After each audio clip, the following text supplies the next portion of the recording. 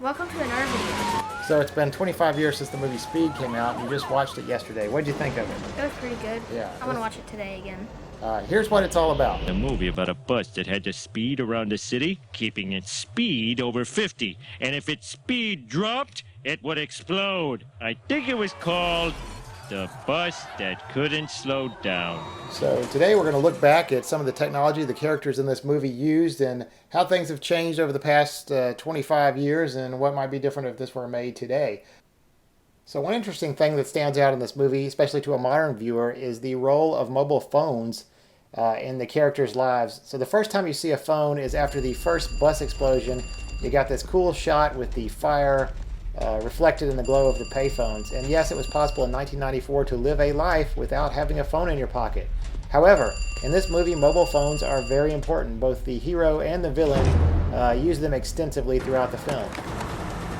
I need to take your phone. Take the phone! And if you had a cell phone in 1994, it would look like nothing like we have today. It looks more like this. Here's one from my collection. It's a 1994 sort of Nokia knockoff cell phone. And there, just to keep things in perspective, is a 2004, 10 years newer than this movie, Motorola Razr. This thing is bare bones. There's no apps, no texting, just talking. It's even analog, so it won't even work today. No service. Yeah, the towers don't talk to it anymore. Anyway, the lack of widespread use of cell phones has some interesting implications in this movie. For example, people are actually talking to each other in the coffee shop and on the bus. There's no Wi-Fi or laptops or escaping. Sandra Bullock even fakes this gum incident to get away from that annoying guy. People have to interact with each other. And didn't you say this is like the friendliest town in the world or something? Yeah. Yeah. So Except when there's a big explosion like this. Yeah. There's a lady getting out her crossword. Yeah. Nobody is looking at a phone or has... Somebody looking at magazines. Yeah, nobody has earbuds in their ear either. Another point on these phones is they're just phones.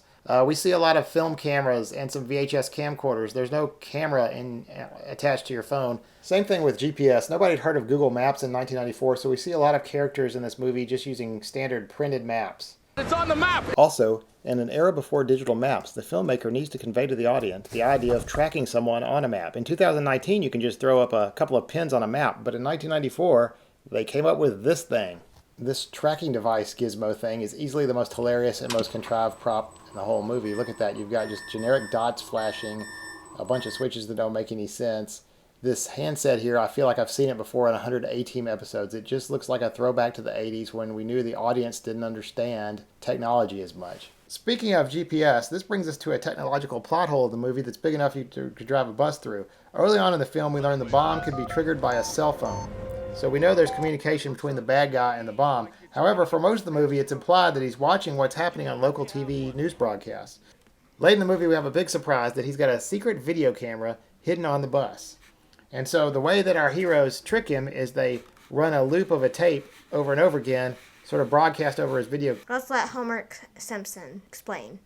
First, I hook this common VCR into the security camera system like so.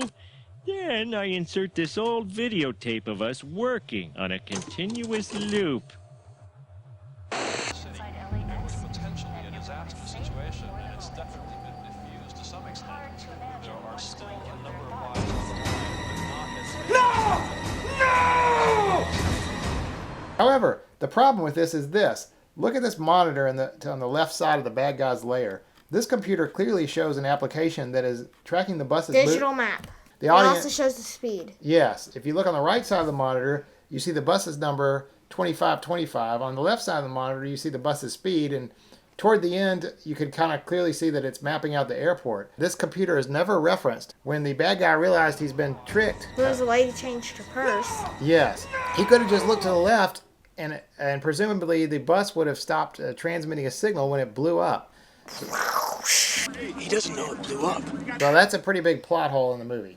That's about it for the technology of Speed. So, pop quiz, Hotshot. What was your favorite part of this movie? The jumping and the explosion. The jumping explosions. Well, anyway, that's all the video. See you next time for another video. Bye-bye.